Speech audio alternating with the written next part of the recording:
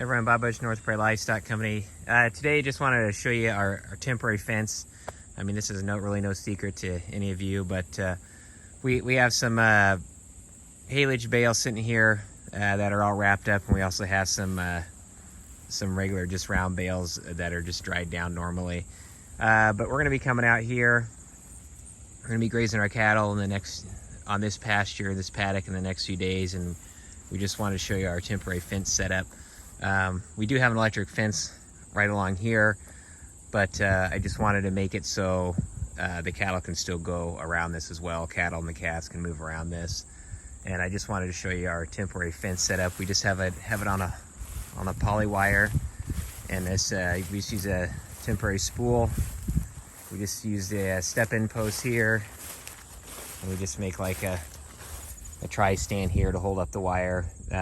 We just have on a pigtail post and 2 plastic step-in posts. If I have to get the wire super tight, I'll use 3 pigtail posts, and I'll use the other 2 just like these, and it makes the post more sturdy. But since we're not putting a lot of pressure on this fence, we just use the plastic ones to save some pigtail posts. But anyways, we just have it fenced off around here, and that'll keep the cows and calves out of here. And this is some of our winter feed for this area where we're gonna during the winter time we'll feed the hay directly back out on the pasture. This is where the hay was originally cut, and this is where we originally and this is where we want to feed it out. We want to take these same haylage bales that are wrapped up, and we want to take them and we want to put them back out on the pasture to refertilize it again, and not pull it off and take it somewhere else. We want to try to put it back out on the same field. And but I just want to show you our temporary fence setup, and we have the spool tied off here. We just have the wire tied here off on this pigtail in here. Then we just hook the spool off here. You can see it's going to be nice to keep the calves and cows out. We don't want the cows or calves to go in here and start tearing the plastic off these bales, off the silage bales. Once they're ripped open, you have to get them sealed back up real good, otherwise they'll start to mold on you.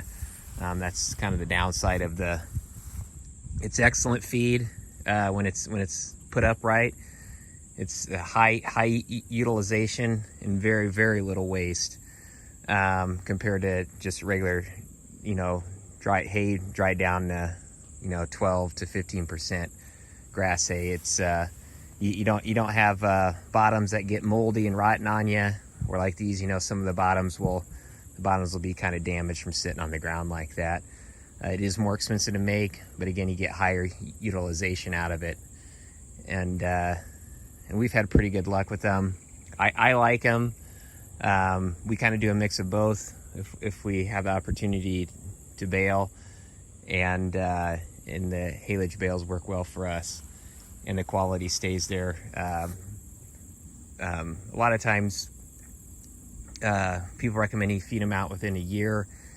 We've had some for 2.5 years, and we fed them out last year, and I mean, it wasn't, the quality wasn't like as great as, say, the first year, but the quality was still there. And actually, when we've kind of tested the cattle on the haylage bales versus like just the regular dried down hay, they still preferred the 2.5-year-old haylage over the recently or first year cut regular grass hay that was dried down to normal moisture. But anyways, back to the temporary fence. So what we like to use on these, we have a Stayfix solar fencer here. And this is a Stayfix SXS, and this works well. It's powerful, it keeps the calves out, keeps the cattle out, and it's easy to set up. You want to take this real quick and shoot. We're just going to set this solar fencer up here, okay? Just go ahead.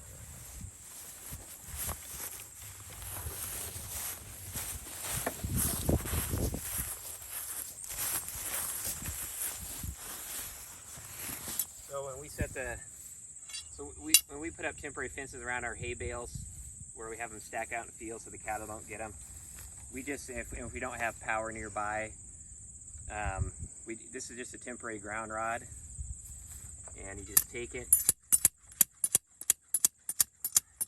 pound it into the ground,